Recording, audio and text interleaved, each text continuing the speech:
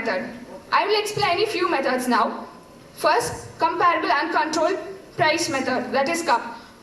Let us take an example. An entity is selling to its associated enterprise. For evaluating the arm's length nature of this transaction, if we take the selling price charged by a similar company for selling a similar product to a third party, it is a case of external CUP because we rely on an external data to evaluate our transaction. But whereas our entity is selling both to its associated enterprises as well to third parties, and if we take the third party selling price as a basis for evaluation, then it is a case of internal CUP. CUP method requires a greater degree of similarity between transactions. No CUP method is the most preferred method. It cannot be applied in all cases for the want of similarity of transaction. In such cases, we can adopt transactional net margin method, that is TNMM. It requires only broad similarity between the entity and the comparables. In this, we will evaluate the operating margin of the entity and the comparable companies, and we will compare them both. Operating margin is nothing but operating profit earned divided by operating revenue, or operating profit earned divided by operating cost. Let us have a detailed look into the computational aspect of arm's length price. Where the number of comparables identified by us is only one, the comparable price will be taken as arm's length price. And where we have more than one comparable but less than 6, we should take the arithmetic mean, that is simple average of the comparable price, as arm's length price. In both the above cases, once the arm's length price is computed, we shall compare the same with the actual transaction price, and if the difference between the transaction price and the arm's length price is not exceeding 3% of the transaction price, then the transaction itself is deemed to be carried out on an arm's length basis and no TP adjustment is required. Where the difference exceeds 3%, then TP adjustment is made to the income of the assessee. Only these two methods were available to the assessee. Later on in 2015, CBDT has notified a new method, new concept, which is more scientific and a reliable way to compute the arm's length price, that is range concept. There are some preconditions to be satisfied. Let us have a look into it. Range concept can be applied only if we have 6 or more comparables, and the most appropriate method used should not be profit split method or any other method, and it is applicable only for transactions carried on or after 1st April 2014. Let us understand the range concept with an example. Here in this example, I have taken 7 comparable companies, and the most appropriate method used by me is the transactional net margin method. The first step is to arrange the data set in the ascending order.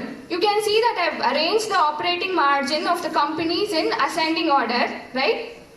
Then the next step is to calculate the 35th percentile and 65th percentile. That is nothing but take the number of comparables, that is 7, that multiplied by 35% and 65%.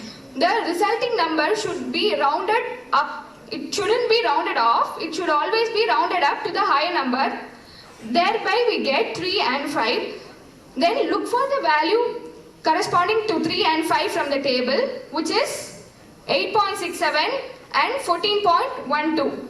We have now constructed an arm's length range. This range shall be compared with the assessee company's margin, which is 10 in this case. Since the assessee's margin is falling within the range, we shall conclude that the assessee is operating on arm's length basis. But where in a case the assessee's margin is 7 instead of 10, we should compute the arm's length price. It shall be computed by taking the median of the range. Median can be calculated in the same way, but we should use 50th percentile for calculating the median, which comes to 12.08%. You understood the range concept calculation? Next step is to make an adjustment to the income of the assessee based on the range concept. Income of the assessee before adjustment assuming is 10 lakhs and the operating margin of the assessee is actually 7%. It is very below the range. So we have to make an adjustment accordingly to the income, which comes to 17,25,000. Here in this case I have assumed that the assessee is operating solely with its associated enterprise. Now we move on to a next concept called advance pricing agreement. Despite serious efforts by the government to rationalize the provisions and to make it more flexible to the assessees, there might be a difference of opinion between the assessee and the department. Hence, there is an alternative route in the Income Tax Act, which is advance pricing agreement. It is aimed to reduce the litigations in transfer pricing. Advance pricing agreement is an agreement entered into between the taxpayer and the tax department, where they come and agree on the terms of how to determine the arm's length price, what is the most appropriate method to be used. Everything will be predetermined by the assessee and the department. Hence, it brings in a greater degree of certainty in the tax liability to the assessee. There are three types of advance pricing agreements: unilateral, bilateral and multilateral. Where an agreement involves only the taxpayer and the Department of India, it is unilateral, and where the same agreement involves associated enterprises and foreign tax authorities also, it is bilateral, and where an agreement involves more than one associated enterprise in more than one foreign countries, it is multilateral agreement. Any assessee can enter into and is undertaking an international transaction can enter into an advance pricing agreement. When introduced, APA was applicable only on a prospective basis, but later on it is it is applicable even on a retrospective basis, subject to certain conditions. And the maximum period that can be covered by an advance pricing agreement is 5 years or a lesser period. How to enter into an APA? First step is pre-filing consultation. The second step, the assessee has to make an formal application to the department by paying prescribed fee. The department will then process and it will issue the order of application. It will issue an order of application. This does not come to an end. The assessee has to file a compliance audit report every year to the department to ensure that it has complied with the terms of the agreement prescribed. Now let us move on to transfer pricing documentation. Transfer pricing documentation is to be maintained by every assessee whose international transaction, value of international transaction or specified domestic transaction exceeds the limit prescribed in the Act. For international transaction, the limit specified is rupees 1 crore, and for specified domestic transactions, the limit prescribed is 20 crore. Now let us move on to form number 3 CEB. Every assessee, irrespective of the value of the transaction undertaken, should furnish a report from a chartered accountant in form number 3 CEB. The due date for filing the same is 30th November. And also the assessees get an extended time till 30th November to file their return of income. Failing the transfer pricing reporting, that is 3 CEB, and documentation will attract penalty under Income Tax Act. Before I would conclude, I would like to quote some case laws in this case. And the transfer pricing officer in the course of his assessment cannot reject the comparables identified by the company merely on the ground that those comparables have incurred losses in that particular year. What should be the basis for identifying the comparables is the similarity in the transactions between the entity and the comparable, potential comparable, and not whether the comparable is making profits or losses. This is the first case. And the second case, in which where an assessee is extending corporate guarantee to its associated enterprise for no commission, the transfer pricing officer shall not make addition to the income of the assessee because Since extending corporate guarantee does not involve any cost to the assessee, it is not an international transaction only. Hence, making an addition is not justified. Transfer pricing is a very huge topic. I hope I would have given you a little understanding in transfer pricing. I thank everyone for patiently listening. Thank you so much.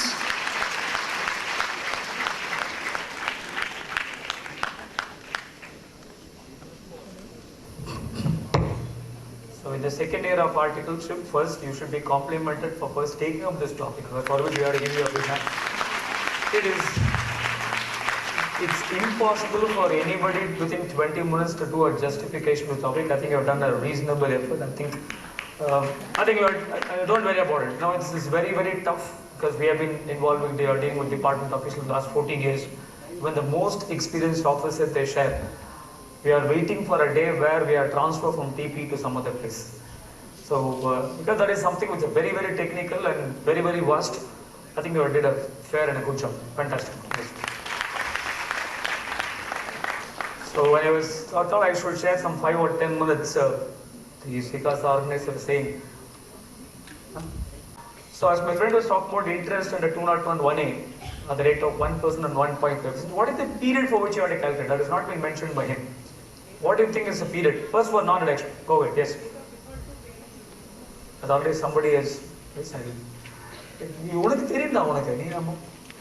I know you know the answer for that question. I'll go with that person. I don't know her. So it's gentlemen used to have some excellent answers in the class. I think one of the very starts of our class. Therefore, I will definitely not give him opportunity to answer it in the national convention.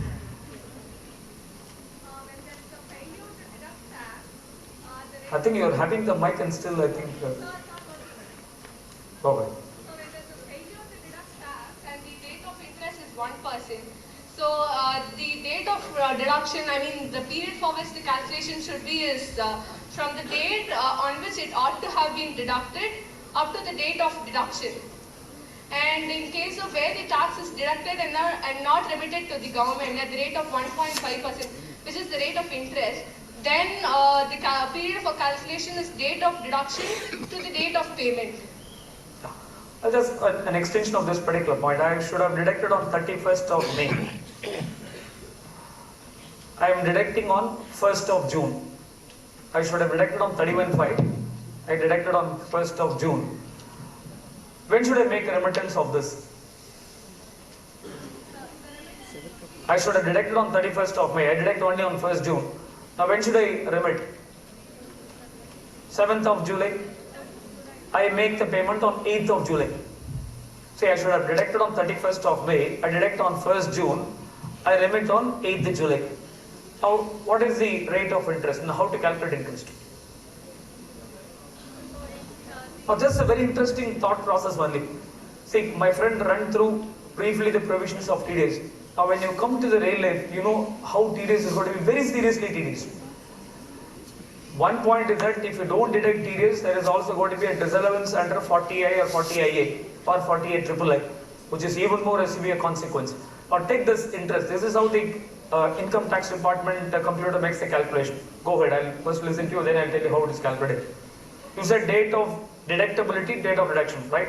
What is the period now? So in case of non-deduction, the out has been deducted on the 31st of May. Yeah. Deducted on the first of month or part of the month. So the period of interest should be 31/5 to 16, right? So that means for that 1 day delay, the interest is calculated for 2 months. 31/5 to 16. Then 16 to 8th of July when the payment is. yeah. So that means that is going to be June and July. Now we have to calculate interest at the rate of 1.5% per month for 2 months. This is going to be in 3% here and then 2%. Totally you are going to pay 5% interest for a period from 31st of May to 8th of July. Now see the number of days and what is the effective rate of interest. You will find the rate of interest is going to be very, very high. That is how unfortunately the section wants you to provide for the interest. So if you take the case of service tax, relatively simpler. It's calculated on the basis of number of days delay, and it is calculated only after the first day of the due date to the date of remittance. But income tax TDS interest rate works differently.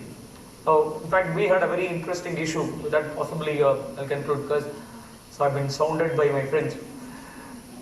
So there was an advertisement payment of 40 lakhs. 1% of that should come to 40,000. TDS was not deducted. Now what do you think would be the potential implications of the same in terms of the tax payment? Because if you don't deduct TDS, that's going to be a disallowance. Now that section deals with 30% disallowance.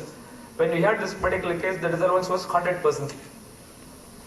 Now what do you think for non-deduction of 40,000, the total tax effect? Just make a guesswork. Make a guesswork one day. I have not deducted 40,000. How much should the income tax therefore demand as a tax from me? Only tax. Just as simple calculation, make this some guess number. For a 40,000 of non-deduction of tax, how much I should pay as a tax? 12,000. Fantastic. But the demand was close to 22 lakhs. The demand was totally, including interest under 234 ABC, it was 22 lakhs. Now just imagine for a moment, for a 40,000 of non-deduction, 22 lakhs was the demand. So therefore we have to slightly take a different route. I do not know how many of you have gone through the section. The section says sum payable to the contractor. So I told the assessing officer in this particular case, just to give you 2 minutes time, an extended point as to what this case is all about. A company makes a payment to agency. Agency should then makes a payment to media. This is how generally it operates. When do you think TDS is required to be deducted? Company to agency, agency media. When do you think TDS is required? Both the times or only at one point of time? It is one point of time. Which point of time? Company to agency, agency to media. Typically, if I want to advertise in Sun TV, I will engage an agency. So a lot of advertisements my friend put in the previous session. Lot of advertisements. We talked about Lintas. We talked about Unilever. Lintas is an ad agency. Advertisement comes in many media. The company that advertises Unilever. Unilever makes a payment to Lintas. Lintas makes a payment to Sun TV and many television channels. When TDS is required? Just quickly. Agency. And a company makes payment to agency, TDS is required. When the agency makes a payment to media, TDS is not required. Now this was a case where when the agency was about to make the payment to media, media said, no, I have appointed an agent, make a payment to them. So therefore the agency who was the assessee here made the payment to media's agent. Income tax officer asked the question, why you have not deducted TDS? The response of us, when an agency makes a payment to media, TDS is not required. But you have not paid a payment to the media. You have paid only to media's agent. Therefore, the board circular 715 of 8th August 1993 is not applicable to you. I'm going to disallow. The total demand was 21 lakhs. So now, just imagine that board circular itself says when a payment is made to the agency, TDS is not required, agency to media. But media says, you pay to my agent, officer says, you cannot escape. Circular is not applicable to you. Now, in this particular case, it took a slightly different turn. The wording used in 40IA is sum payable. I asked the assessing officer one question, when this sum payable has to be determined? Every day or towards the end of the year? Interestingly, the assessing officer will take the sum payable as on 31st of March. Luckily, in this particular case, on 31st March, this amount is not outstanding. The amount was already paid. Then I took an interesting stand. Since the amount is already paid, the provisions of 40AA is applicable or not. So I took a stand, so section should not apply. She was asking some kind of case clause for that. I gave one decision called vector shipping, where the Allahabad High Court has taken a stand. 40AA will apply only for amount outstanding as at the end of the year. What I did not tell her was, there are 2 other judgments against me. Right? So, thank you very much, and I don't want to take much of time, even though I would like to spend quite a lot of time with you. So, all the very best. So, before I just conclude, from the last session, I would like to take 2-3 things for you for aspiring chartered accountants. From that session, from the CA examination point of view, one thing you can observe is typically any chartered accountant or any teacher will tell exactly what Pattabhiram says. All questions he said is a dumb question, takeaway question, and to be very honest with you, sitting there, I'm not able to answer many of them. So it always happens, easy question only for teachers and chartered accountants. When you write the examination, it's not easy. The second point observed is when you don't see the question paper, all of you sitting here other than the participants are just like students who are not writing the exam seeing the question paper. Always question paper looks easy. When you write to attempt, it's very difficult. Then the team which won, I really felt was typically a simple, easy way of passing the examination. I found them taking only those questions they are absolutely sure with the answer. Their 100 plus was very easy to guess because of the fact if you find them, all questions they have selected are the one which they are very, very sure about answering. And my simple technique which I always suggest to my students passing the examination, if you can score on what you know, you can never fail in the examination, because if you're able to score 90% of what you know, how many marks you need to know? 60 marks in the question paper if you know into 90% comes to 54. That is what you require for passing the examination. I think that's what the team made it. So hats off to them for choosing the right question, answering them. I just want that can be taken as your examination also. Thanks. Thank you, Institute, for giving me an opportunity. Thank you. Thank you, sir. I now request the session chairman, CATG Suresh, to honor our speakers. Please, sir. I also request our chairman, Babu K. Deva, to accompany him. Please, sir.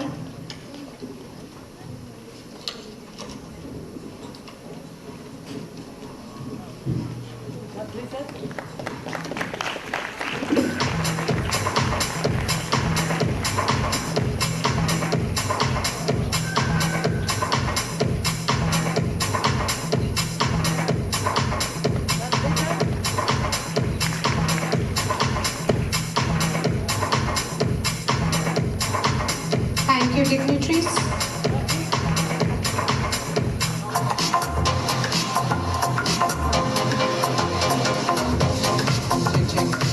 Now we are going for a lucky dip for this session. Let's see who is lucky here. Our Chairman Babu K. Deva sir is going to take one. Sir T.G. Suresh sir. So who is that lucky? Rajesh S. SOR number 0589394. Is here. Once again, SOR number 0589394. Rajesh S. Condition is he has to be here. No home delivery. Okay. One more.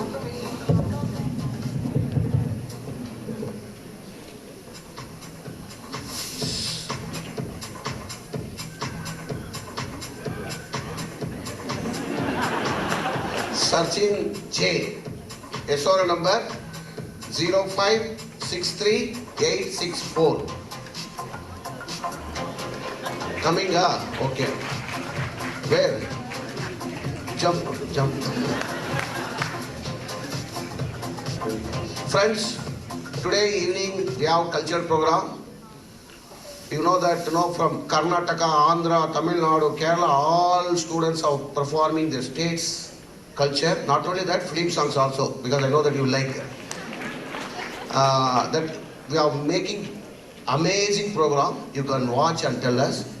And also tomorrow memento will be given to each one of you. Don't worry. Even token also not there. You can give your SOR number, whatever that we'll give to you. Because some of people who have not got the token. And special gift, I told you, mobile. Tomorrow, still suspense.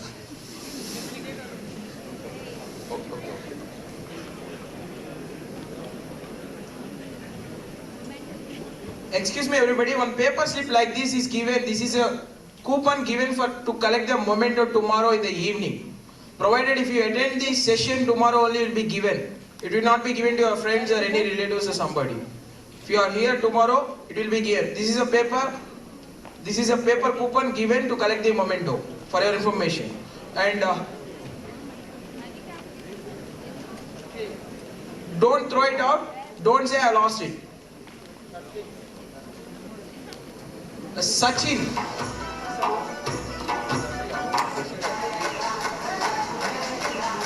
Yeah, please. Come.